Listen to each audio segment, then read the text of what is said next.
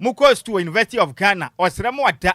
ma makọ na ketuantu mu aba mu fees ne charges be ampanifo agye mo no wa mo kire mo anya de ampanifo agye mo ntu agitum mo nte no mo kwankwaje musika o ma ntua mo mfa nkrata nkodan asoye a ohwe o ma Ghana humesua so na mo nyi musika emfama mo Mrashabedwani Edemadome Kwabenya abo eye constituency executive sanso no mo boaye ema eye abatuo no etimi ekoso won fimpimienu ni aduonu nan ni mu ende o wabomodin ade sika ene citation ede amawom ensem no pina ka ho na yese ho konwa ebeso mawie sei awia premto bre kase odier oha ene nsia ekiripo enkron kasa fidie so na ye ka mo sei ensupa babonten a Ghanafo ensini fom kra ne mu ade pasa no manam ma wonsanka bi eno aye nsupa yem papa dade Lumba dija yen asana okom edi daso no aye Lumba nsupa ma wonsanka bi adwuma koi epa hyenkafo amunum ka atwie mu bisi fie ne munya adwuma mfanye wo ye tricycle rider wato bi de asifie nya adwuma mfanya kopia Lumba nsupa kache kotu nso ne bi kwa akina busum da banya sika ede ahwe wata so meka sense wo ya nkrankra wankase wa bie wo store na wa bie no wunya adwuma mfanya Lumba nsupa nso na busu kotu bi na ton na busum do asikai pewa begu botom frempenifo ahomaturufo eso na gimu nkyeremu am ahoma ne 0555 274 757 0555 274 757 ana 0577 475 343 adesha mo danso ba ne potem asamadapa Madam Abenyameche Butum ne shop no ya adjacent to Lumba Sport na homa ne nie 0557 349 401 yemfi ya ni mfa nkyere mo wo Ofanko Sport M enti adesha mo pokuase ama saman itobro NFNsa wo mfuma ni mfa nkyere mo em e wo Ofanko Sport M Mama Vic Ebutum ya shop no epen washin be ni pe ehoma ne nie 0500 680783 Sana bra kan botum ewota command secretary station ne shop no epen adom choba na homa ni 0244 094 793 edit kwisi botum odewenya ne shop no ene Central University no de hwe ni mum na homa ni 0246 601 004 ana 0266 400 1215 na na sachira botum opokuase otumase ne shop no ewo certified water depot a eben aban school na homa ne 0592 317 481 0592 317 481 anti Emiria Ebutum Tama community 4 second joint ehona ne shop no ewo na homa ne 0540 423 201 ana 0574 761 396 we na dwuma kwaso asese yentena se na nyamfa awia pam to braka se no emesom di ameje so ya wofa osi ade ya odikan Nhyiraba Kwadwo Sammy bi menim wafa se ba Adjoa Agyei Sikapa ye dan ye ho ye pa ya de kase bo ne nkire mu ankasa ebesem na nsa na no me wafa se kokofu se wa osi de ye kase bo no eye de ba dia Sekutu sebam enyo de ni bia sekutu sebam yen mwachigo sekutu sebam midian gogofu sewa sekutu sebam DL kase body hinta no no ne pa hontoma DL News.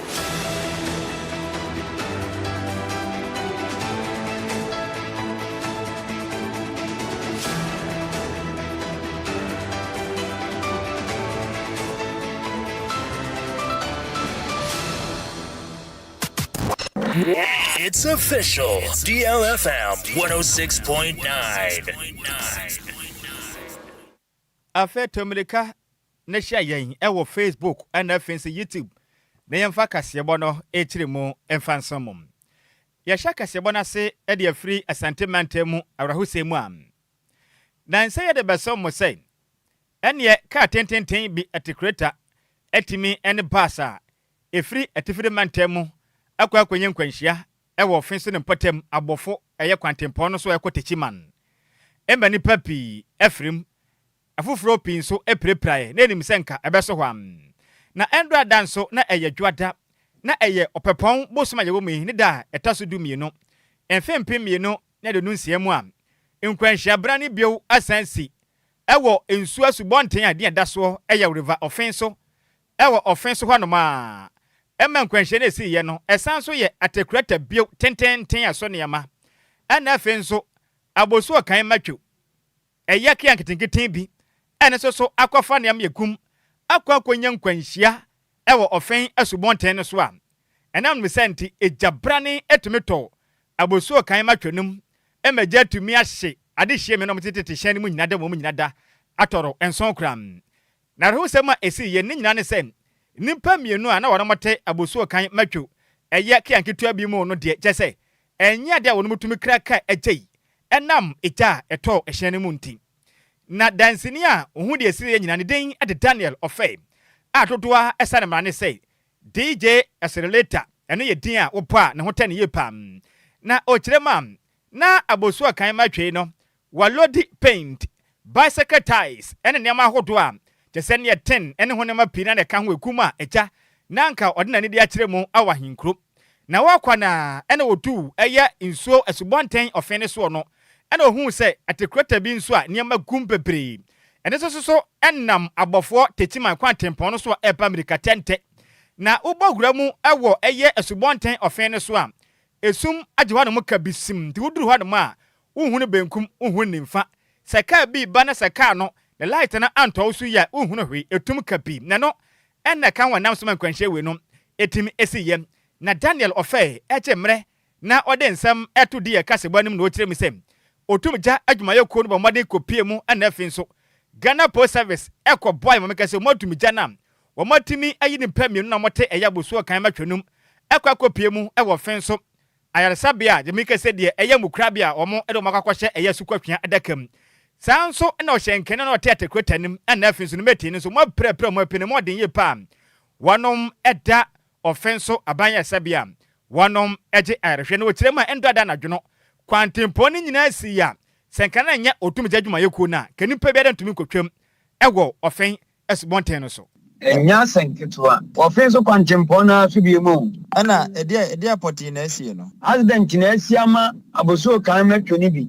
eja jam ama bi no na ɔmo te saa ɛhye ni mu de ɔmo ahye dwerebe nti ɔfen so techima kwantempo no ufra nkro besina kroso ɔfen na kɔ aba ɔfen so atwama kɔ techima ya ɛkwan na si asamiri ame no kasa de wo bɛba agira wo fa bo aman tetire mu kwan no wanya kwan abesi fen so station hɔ akɔ anya saa ɛkwan na si ɛna ɔno na de bra bi a egu hɔ no yeah ɔno de sno ɔno na de bra bi pa egu hɔ no yeah sure no na egu saa trailer ni mu oji aboso kan metwo na ɔmo di sane de obi a hono de yɛ na kɔ tia aboso kan metwo ne tale ensuo bridge no ana twin saa na ɛpɛ gana no so no eniama na ɛwɔ mu ne aboso kan metwo no no yɛ store mu niama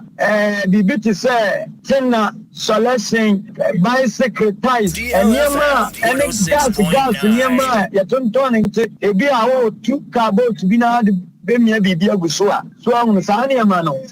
ana na ɛwɔ mu na eni egya to mu enya senketoa enipa no gumu enipa anza nipa mienu ɛhyi wɔ mu When was the nipa mienu ɛhye wɔ fam hɔ wɔma hye gwerebe enti saa mmerɛ deɛ aha yɛ butu enti asa atena hɔ no apolisifoɔ aba hɔ nom anaa fire servicefoɔ adwumayɛfoɔ no bi wɔn nyinaa bɛtima bɛdum gya no bɔ mmɔden asesa wɔn a wɔwu no nyinaa bɛpie ɔpen so hospital hɔnom deɛ ɔkye kyerɛ driver ne mate no nso apira ama wɔn nso wɔn nyinaa aba doctor ho gya yɛahwɛ wow ɛnya sɛm ketewa offenso afi 2026 on mode na uba Facebook no so a DLFM 106.9 a ye the videos na gusu nto uba benya bi ahwe enya sim ko behwe nipa sabe oda ho no mo eja to no mu a wo hye de 7 to ma gu bi egu baabie ewurade nyankopon na eno achi ene ebe omoden ene ade hye a wo no mo offenso twen komo na ebisa mo sem na de pa na ekoso e wo offenso anansan enkwanhia edi ahim ho saa no ana wo mu kire me bo me nana Nhyiraba ka kire Ghana de hye se obepie mu ewo ofen eye asubonten no so a enya sem kumo ehɔ no mu se tum kabisi wohunu wonifa ehu benkum enti o mesre nananom se sabe ensuo no se wampa light a wono mu ngunsa enya mamana mu mfa a light enkɔbɔ hɔ na nyinam kanea emmoa na sɛ de yɛkɔ so no nkwanhia ne dɔso wo mu kire me du baabi a porto akwambɔne kan na sɛ de sum agye kwan mu ne de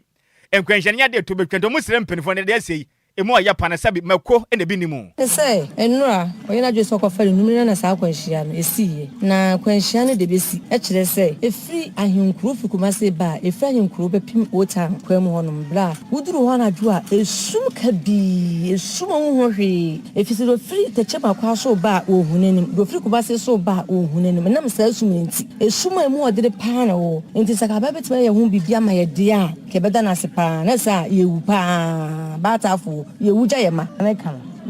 ya adwo no kwere nyawe nim die wo fi mo de sum ho pa ekwe ye adwadifo ye di so akon ya bada bia wo ba na jo sum kale bi fiti animu ba wo hu bi fiti akire so ba wo hu ti ye se ye mpanyufo ne se wo mu aye wo mu bibi kakra mfa ho mai ye se de e de ne pa me nwa beba esum na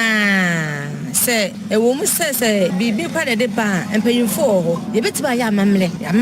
etimesi ano kwan amamle ye betiba bi kwa betiba ka se bi esum no enso ni mpankania na wo betiba ye bibi afa ho a se esum no ye betiba firi ho no ye sede na nanom na nam so beba mu amaya ke be ye de pa fi se esum no bra e boro so ehu pa ye konsono de haye na de mesra no se Ghana ya kwan so no potus driver timi doje no akohia no nua driver na de akwanhia de aba ebiem esum ewo ya kwan no so dodo road sign nyina pepa MTTD tewo road safety tewo hwehwe na akwanhia si ekumade hye we die asi wo fim ho enurada 12 January maame an ho dendende kofa na yama aba okoya wa ama eba na senti mpanfo ebesere se monhwe na monfa light mo bokwan no so na ekwan no mu ena ho na driver hia no yonko driver ohu se ye o hia no yonko driver na bibia entoye maye medase eni ya woti ye aya de hia wonom go offense na womote wonom akosem atodi e kasebo enimu nom na uba Facebook no so a DLFM 106.9 DJ Omala Diamante wo ba won se beka video ni bi na watimi ahwe na de okwaten de obaten yamane boni a otonkra edi free offense edi nsem beda ye ne den ede Mr Daniel Ofe adodo abono mrane said DJ accelerator aba homa no to de yanko ne chenko bisa no sense mo na kwasi san nipa na owu ye no ofiri offense ana ofiri hefa na ofa mu nchiremu enso me yen DJ minia ma how yaje wo panyin kasi nempom design papa wiye ni bamba da woroma ma etan se ma senator dan we da fom ya samiri di awrade boy ho ban empani se sabe de wahunu ne hunu ne mpani nso nanso we de ade hia mo wo fen mahunu ne mpani nso eno anadwo so nkwanhye fufurasi emama enipa hye boya mane enipa na wo firi mu na make se o mahye no wonom firi dunkwa anase wo mo firi ofen ho no ma no mabusua no wo ko ofie ne de na ekwaso pote e wo fie ho no yo minia medawase ni akwanya odi amami ne ma chia watifo no ahwefo sisi wi ase de kasafidie kesiese no anya atifo de a ese ne wa amamfra mamukra keye na dodo na age doma o matena se masisi pa mamuti mu ne de awrade nhira wo mo minia sa obo ofenso ne mpatam de a yo hunu mpire no ne wi ase abo ba akwa ni ya mpire no na nso so ofenso de kamya kwa ese ya abo ba akwa so yi ya mpire no ekira ne na awotwe ana nkwanhia kesiesi ofenso awisem ema cement car ene bus ni pensi ato na nanam wansie do enu no bia hunu de ye ya na otwukura nu anwumre efiri no nsie kobo nonso yenya ne ntie se eye ofenso ensuo mu a eye ofin ufra hinkuro na oba fenso no atra fenso akwa abofo techiman kwantimpon so yenya ne ntie se nkwanhia bi asi ene kure ye de wasia ye wo yobo anan kuduru ho ye ko ye ne tese ampanyampa ni nuaniampa eya abosua kan metwe ibia walodu eniema eye so goods enu no bia ntime hu de ye ya curating so walodu eye na de benani pe mu odene no bia ntime hu de ye the break ne failure say ye de okindi ko ba ko abosuo kan metwe imu emma no se yere de tare nsuo mu bridge ede ne tare ye woso na nam se niema ewom ebi ya tina ebi ya selection eniema etimi di jaba enam se ka no yesa ejato mu se wam ene nipa wo mu waka yimu oba baako bema baako a oba no na akofa niema o driver ni hyenkani di ba ejai so mu no fanana wo mu a wo wo ani na jei yetiri ko yi wo mu no eche se samre die oba baako bema baako wo mato na nanam wansie do a yansa anya wo mamu a wo ma hia ise girbe a eya reho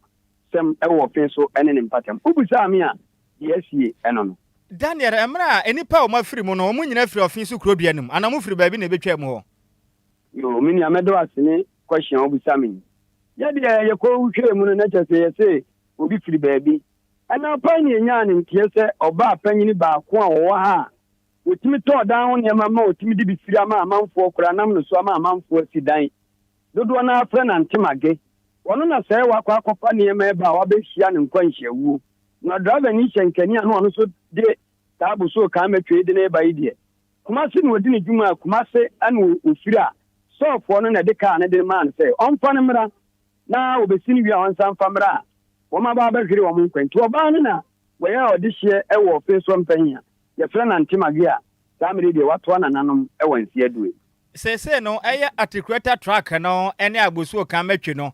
eda so sikwan nim ana se mpinifo be page every kwantempo no emu adam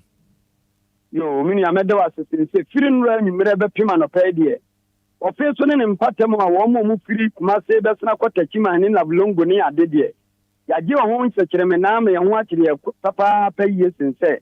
ebra nkwanhia ni siye enam so ma sa articulate akasie ni niam ni nyina efie gu bridge ni so a enade ni nyenda de ketu anti no me no ka sei efiri no abapim saa miri afe no matima yi saa niam no ene ka ni nyina firi wona abahwe enam se ofisu kwantimpon ya highway enam trailer ni tankers ya ache traffic ni de minua eswani ense o ka kire na no pa nam ye se wo yonko da no da me yo driver ni hyenkani de mabo wura hospital on makohwe prafo a ye dom kobu esense o driver ni mate na omsusu pi trailer no supira di mu oden eno na mkoduru ho a ba ko da ho na chese ye mate mi busa se na master o ya wano su kire mu se ne master to atwa na nanu mo ensie do eno na me bo pi mo kire ho a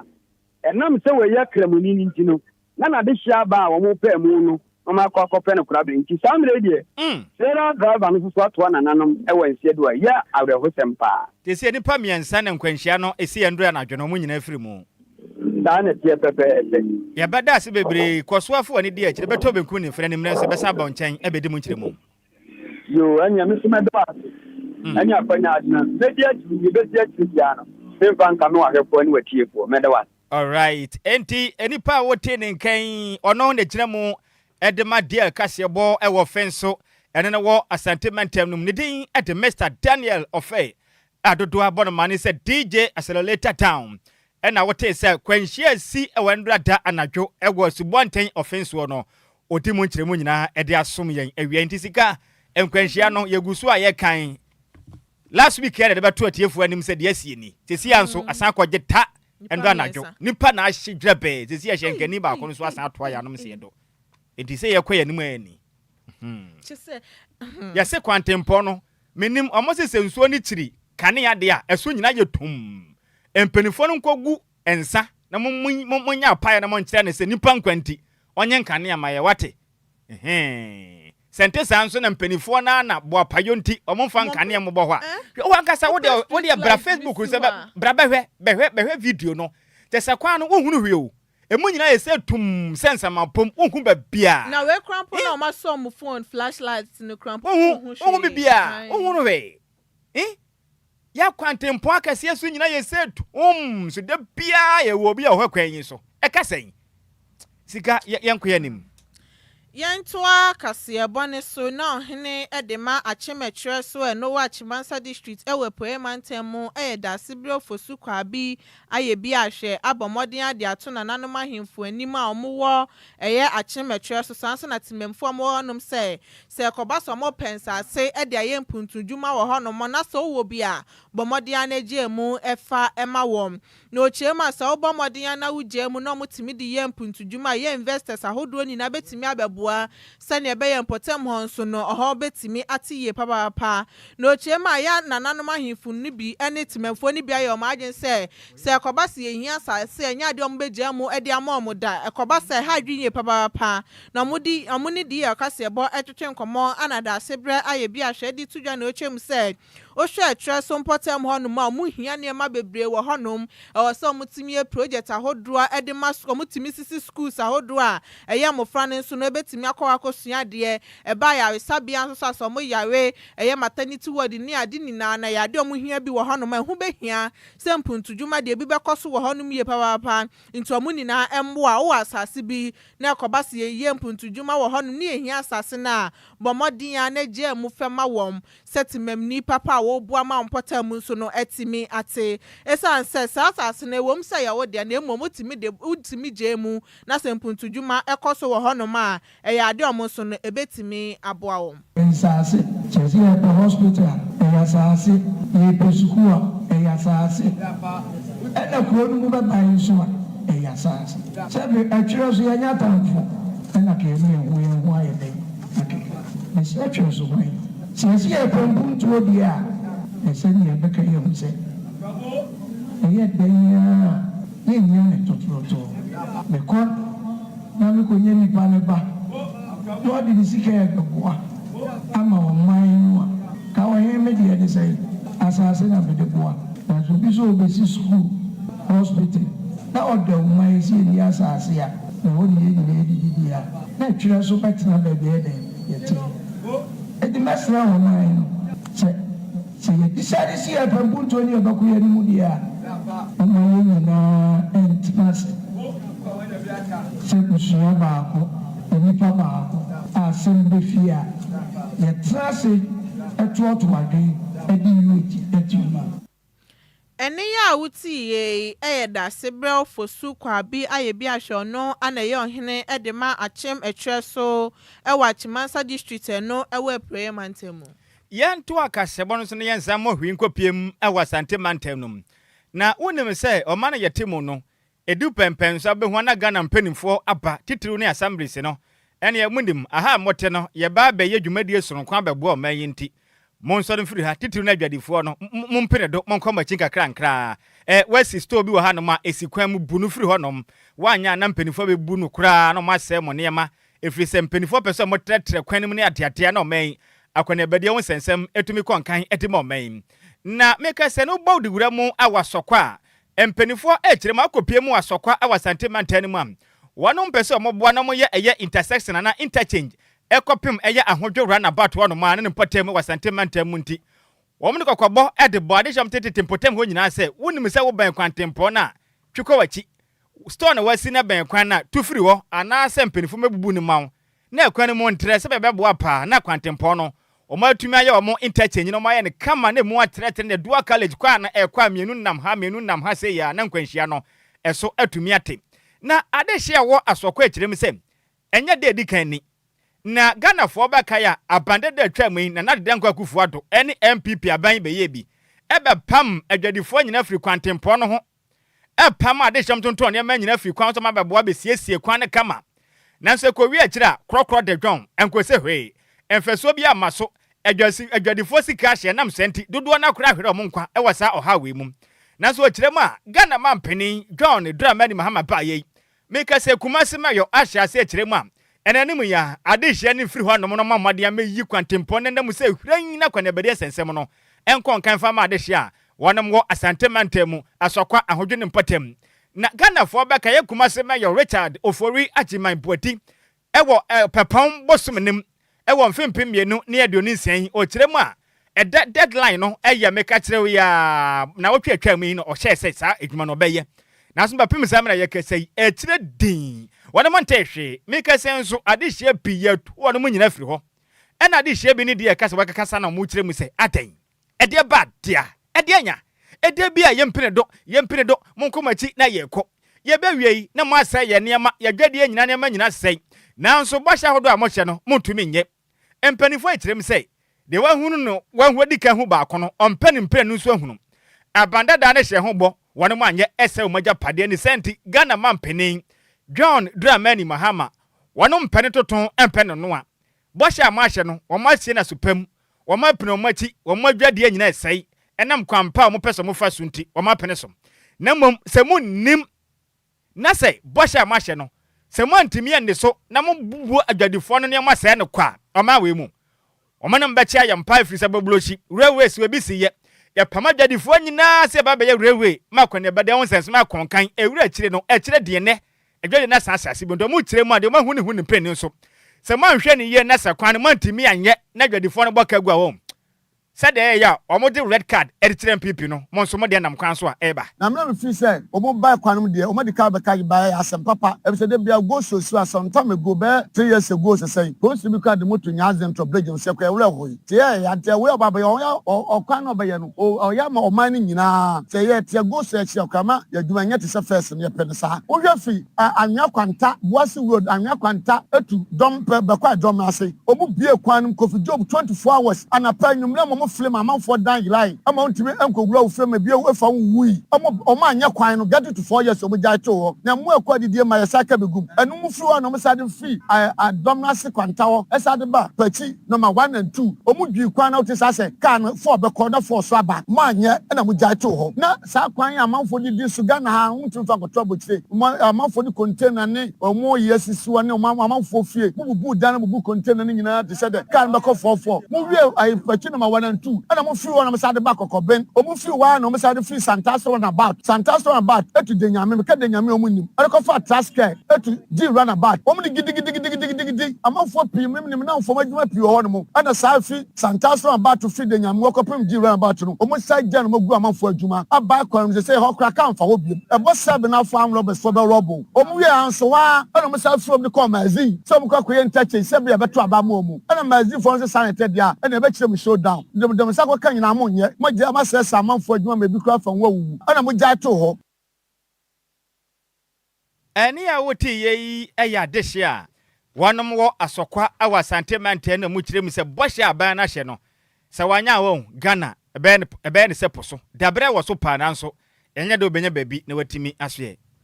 Yentua kasiabone so na mrahebedwani ede madome kwabenya abatu mpesuane so ayonionyanfo Faustina Eliplim Makrugu abomode etimi abo constituency executives ani omo buaye ama abatu no etimi kosu ye won fimpimienu ni aduonu na nim cheso abom abasu ye papa esanse yade omutu omusi wo ebo afowe ede ma party no ehese eye ne omo beye nina na eye sombo kese pa ede ma NDC amanyoko no na Shebedwani no echiema yade omabo adwumadin ye papa enu ntino mu ye adwumadi omutimi ede bom abaso na we ana onyonyamfo aye Faustina Eliplim Makrugu ene eye die kasebo etwetwe nkomo ewo adwumadi na se na ochemu se yade ankitisie ne awonhyeso a eye constituency executives ene omo bo aye nina etimi hye na chese yade ekoye panani aso adwumadi omadi no we chese yade omo bo adwumadin a omo chese ampa ndi samanyoko na yade omani je ho a eyo hawa mu fani emuni na anya de omo hwe na emu mo mbo modin aye adwumaden amankunimdie ne nso no etimi ba NDC amanyoko mu honom na bra ode eya achede no ede ema wom na ocho mo so mo modin no mo nya adwuma ni ye ema mo nka se chese ne mo hia no mo nsanka nti no mo gya na emu mo koso no mo nya adwumaden emfema NDC amanyoko no na eye categories ahodo a ode achede no ede ma wo meyeska any citation no presidential polling agents, Sansuna parliamentary polling agents, cluster agents, any special polling agents, election day workers for any so etimi enyebi, Sansuna national election, any IT directorate in Sunyebi, Domekwabenya constituency election, IT directorate, omonso enya chede ni biachese, departed party faithfuls for any no etimi enya achede ni bi. They go out to protect every ballot. I have a present for them. Okay. That's a wish Nhyiraba Kwadwo Sammy Domi Kwabenya. Previous elections no, omutu abewia. Na ya gather polling agents no we be say. Mo fa mo pink sheet imbra. Na mo beji musika. Most of them no beji wona wa yegenya. So they go with their pink sheet. So the first time I made buy I set a record. So for the first time we have been able to get our pink sheets intact because of the assurances I gave to them. Now I don't want to be akukwa when did you order na no be paper form. And until I kept to my promise. And DLFM 106.9. Give them a citation and award. And then with an envelope go out and then go and work even harder in the coming years for me. So that is the reason why you've seen this beautiful ceremony today. Enya wuti ye eyo nyonyamfo Faustina Eli Plim akrugo no na ye mrahebedwani de madome kwabenya na manibo ye nsem chironi Elvis Kuma Samson ana de besomye yanto akasebo no so na yenkwaso anyina mu ewon kran pompuni mantam diam oswafo ebedi akiro no na hwe oman Ghana ehumasua eso mekire Deputy Minister of Education Dr. Clement Apak ede kokobo ede atudwa ekiremam empenifu amo na moda oman Ghana suapon mekire University of Ghana no say matu anamon bia amfam na kwanso ntise mahwe ni ya moto besi anwe no maso be ya hyepa wo manyi mabangu say ya twede yampon yakopon ho no mo no na ne ade nye pam na de anti a make say oswafo ede kokobo ede ato University of Ghana empenifu anim ni nyina ne say na nsa beto dwa say ne Ghana Tertiary Education Commission GTEC empenifu ede beto dwa say na University of Ghana eni suapon ahodo no one person ba madian na wonom first academic facility users no wo madian hwe se wo betimi atuatua ketua ntumu apona school no wo matumanya sika edi djuma eno afi nso internet ahodo mo use ni ade a na bo no wo de be ka ho ase be ya school no betumanya dwete de bo school no ho pra nanso ema mpanifo ko aginese na mbeka ase tapi sa na ma mpanifo peso mutu no wo matwe asensan wo manje amfa ntum bi se wo hwe ebo a mo de tumu na astronomically anu atentoto wadi ajamu abo ni senti omo hwe na omo dada na ne pechie na eno penipo no eyo sofo ebe de kira ohwe humasua so ekirem se make say na school fo no bia kotua skama o mate ohamji temadio nu enum 25% school no penifo na gisikai enti enmani mi o kire won fa school no fa nko back mumfa sika ne nkoma mofra ne bieu na mumfa nkoma awofo na obia mfa sika ne mmabra foforo efiri say enya ade a aso ehwe humasua so egi tum se sika no monye na o kirema bepemsam na ye kese enya ade a school ni mpanifo ya ne senti enda dam na o chemre na woni nsentwerefo kasa wo mra eye public account committee fo eye o mhyehyɛ ahodo mdi mudwumade awie ye no na ye opepom bosuma ye mde taso tumie no ena Dr. Apak ekirema wo besre student amuko school wo man Ghana suapon University of Ghana no mama made yankopɔ ya adoma efiri pempenso kopem next week eko na watwe besimu yi samonsa nka musika mama den fa nkwadan asahwe o man Ghana humasua so na mama ya enchechecheche mperform dead o man Ghana suapon University of Ghana no na munji musika mfa mamo if the sabe and mama tue eyade a etia Ghana mla na so manya nso a man we mu emra everything we do, we work with the regulator. Although we are the ministry, we regulate tertiary education through the Ghana Tertiary Education Commission, who can crack the whip. So even in the earlier statement announcing what we had sought to do, GTEC had made it clear to University of Ghana that UG was mandated to reverse any fees collected and to submit evidence to GTEC confirming same. And so with this new arrangement, the same requirement is going to apply. So if UG decides to do otherwise, you can be sure that UG will be sanctioned. Any student who made payments above and beyond what we have just communicated to the public and to the university through GTEC will get a refund. At least his or her academic record will be credited with any outstanding balances, so they can be rest assured. But should students notice, probably by the end of this week, going towards the end of next week, that no such reversals have been done or no such credits have reflected on their records, they should let us know, and then we would alert GTEC to crack the whip. We have indicated that the 122 Ghana cedis, which is for the telecell data package, should be maintained. That had also been increased to some 312 Ghana cedis. And then the SRC dues was 21 Ghana cedis, and they had proposed 50 Ghana cedis. We thought that was reasonable. GRASAG was asking for a development levy, which we thought was on the high side. So we've asked them to maintain what was in the previous fee schedule. And then the SRC development levy too. SRC was asking for 200 Ghana cedis. We thought that was rather too high. So we are giving them 150. But this is generally acceptable, given that it is coming from the students. Any awuti ye ayo swafo abede chiro no ena wo hwe my Ghana ehumasua eso ne den the Dr. Clement Apak ena wote nini wi ye nyina wesu na madwen chana beso me kase bo no so no ya keka bi ensom awiai na yenko Facebook no so honom na piaga diaba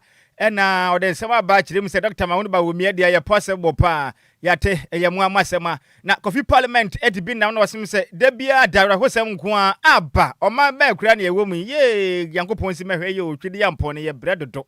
o hwe ye live edi free agona bobikuma apa Coffee Parliament ni ya das me wafase Adjoa Agyei Sikapa no ne nsanya nkan ye enti wo twen wa ne sam na Honorable Frank amankwa hwe ye live edifre ketase na say in fact MPP leadership no atumi atua na mombopa eye bold decision na ni ajepa medase eye mo amufi asema na Barbara Kranten de aba no so hwe ye live edifre apatrapa ye ne amani boni oton credit first sentiment no kirem sem adehia na ndo adamu kwankwankwanya nkwanhia ewo eye asubonten offense wo no Nyankopon enfo mokra fancy ye pass ba ko hyemu bieu e wo heaven home na wo kire man sia kase yakopa ema isham brope incoming Ashanti regional chairman edema MPP medase Barbara Kranten yami nhira wo no nka ho pa matesa ho mfa yami nsa ya de wate bibia be fine wo fa se na master plan junior kentampo de aba no good afternoon wo fa ene sister Fia in fact mo badwumaden na Ghana fo agima tumprɛ kopɛ na ncha kase nkoma lawyer Vincent Ekwa asefo MP edema otafo medase me wafa se yami nhira na Zinabu Adamu de aba no say good afternoon wafa ene Adjoa Agyei Sikapa hwe live edi free kaswa eye aman from na in fact Zaza salon pa hono ma ye dena mom nipa na wo mawu no yakopon fo mokra emfa ense ye chekere mu nyina Zaza salon fo ye chema wiei yami nhira na dwumade amobota ye kire comfort mati de aba no say good afternoon wafa Sammy B ni Adjoa Agyei Sikapa arahu sem ni ye enche kase nkoma DJ Zigby na adwumaye fo mo DLFM nyina na fin so DLFM College Association ko no cheche mu nyina me wafa se Sweet Elizabeth etiaba no good afternoon my lovely crew. What a news, bravo. This is coming from Sweet Berry, Lebanon Zone 4. Yeah, that's it. Now, Coffee Beans, etiaba no say dear news, no size, otie every time at Newtown. Yanso yada mu nyina se pese wiei. Musi bo mo de isi nkunwa na mo ne yen. Eche kase bo ne kama bebe yadro no. Enka wa ba ko abenti yesre mo ada mo manya bre na yentwa ye ho mra yenkotie enka bo ye bia ye be sane out na Adjoa Sik ne mpamfo nso aba be somo sompa ye ba sisi a Tresem se akudi biara oba hihye etia hen biara original na tetrema biara nso a osori tia hen biara no Yesu dinimu ye bonofo. Hallelujah. Amen. Say, watch it, Rembo, Time for sharing Gina, where the free moon, Woofy Maymoon, Sanya Minama, and Suro, Yawo Yami Gwan, Shafu. DLFM 106.9. Oya nyami oboya uba. Oyo nyami ambofu. Mese wachitira remopo. Sharingina. Yeti firimu and female. Yani nyami nama. Oyo nyami gwanchafu yawo nyami gwanchafu yawo nyami boya uba oyo nyami ambofu Omana de hye ye besremo na monfama so FM yen na nkabo ba kwa yensaka no yemfa twam tew emfa ensomum enkabo wei efri DLFM adwumakuo empenifuo enchen na empenifuo se yema munya nte se DLFM adwuman egu so ebu adwumaden na esom oman Ghana da meka sei ebia na wo adwuma ye ni adwuma wo ye no wabie store kakra wo pese udwumade a wudie no wunya atofo toto na obenya tofo nso a se de twere kwankron na ka no obi ntumi nso kanea na won fa nhye kodo ase uba modenya pagya esi kanadua so ma hyerɛn me wiase ma nsa nyina ehunu dwumadie papa udim ne santi DLFM adwumako no ma Ghana de hye nyina akwanya babi bia wo a wote yenka no adwuma bia wo ya sɛ yɛ adwuma akɛseɛ adantamu ana afi nso ɛyɛ nkuma mu no bodwa nyina no wopɛ sɛ wobɔ ho dagura akwanya ba ɛde ama wo fa bɛdan DLFM 106.9 na yɛmbɔ ho daguro ɛmfa ma wo sɛ bɛyɛ atɔfoɔ ebetimi ene wo edinsa woso efa one ma hoto a woton emum se bia mekese no enduro na wo ye mekyere eye ye ne yankasa bibidura hoto ene ye se bia license chemical shop bi ne wabie pharmacy bi ene wabie a wo pese bo ho dawuro ede ema hom ene wachi ne school bi ene wabie se ye nkwankora de ene pese bo ho dawuro de ma wo na wunya eye adusuafo pinso a wo de bedan ya ne ha betimi eto ho anamom ede ama Ubi bi ana odi hye bi na ayira wo pɛ na kyerɛ kwan hu a wo de bedan DLFM betu sa na mo no aboa etimi aye ho nkaebo edi amam wo de hye bi na afiri mu aye ye nkaebo a wo pɛ sɛ bɔ moden ne boa ne bɔ ho daguro nso a wo betimi edi ba bedan DLFM 106.9 enu wa chenso dwumade ahodo bi a wudi a wo pɛ sɛ bɔ ho daguro no DLFM ebe ya tunum de ato ho no ma wo pa ebo kito bi pɛ ne bejo ne aboa ne etimi ya bɔ dwetande ho daguro etimi etiamam sa wo yo sofo a wo pebre na wo de aka Yankopon asem ni nyina no akwanya da honom etima wo pa kitua bi pe na wo betua na yam akwanya na watimi aya adwuma na watwe akra ete ama twede ampo Yankopon na DLFM ya kira kwan ye go Incredible Primantamum North Legon ye go Akpogba Johnson ye ne Wisconsin International University College no na de hwe ni mu abrosan fita chenchirenchire wo kwan ho pe wo pa Wisconsin ene wo fa Akpogba na pa wonsa benkum se pe wo free chesen ya make say ebia na wo free Atomic Johnson so na pa wonsa ni fa so pe wo pa be modern na bra ana wo penchirima hoto am frem penifo ahoma trufo so ya marketing department no na ne wonom eni nkomo ahoma ne ye 0577 475 343 0577 475 343 ana 0579 284-181 0579 284-181 Fajo chade na bra na DLFM ye bo ho dagura yesene asoroboa efrise woni ye mfa yonko a okotokro enya de a ye beka soro de bia aleta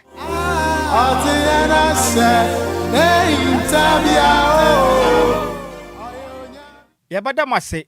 samoje mre na mutie enkabo a yede ebesume wi na kasebo no yekina we so ne yabunukom se pon ne musemufo no eye maze mebel atwene se mu emma yen champion taylor NF so DJ Omalion ekabomu ede ekopie mu wo Facebook NF so YouTube makasebo no wenya bi ehweye DJ Zigibi eye senior technician on duty echinchime fenifuruma ede sum ya wiei akenkanfo mienu aye sinkunwa beso mo no edi ameje so yo wofa osia de yo de one Nhyiraba Kwadwo Sammy B menem wofa se ba Adjoa Agyei Sikapa yes so a na Adjoa Seki na pamva betena na mo de dia adwumadie no atoa so e de asom na Adjoa ye obi a opefans pa na dia adwumadie no dwumadie so no ko ba kwa wo so ne friend say e ba na aba etekwa na teko wodi ba na ye den aha ye de ne yo hamji chemu say 90% se kutu se bi bam mo de ne ye say 10% edupe modern ye fia so ogopenum na eno achi no kwame afum eka dwumadie ne ho ne mla ne no ede pa sanmane kakrama me aguna PSC therefore bu amponsem nana oh achire mu nyene na Adjoa Seki eye jam trene edemade adwumadie na Adjoa ye obi a in fact otume ne ho oson wai ba tere na nim da wo se teja na opefans ne timu ya ne de ya mona ma na adwumadie wa hwe kura na wo ma mesrew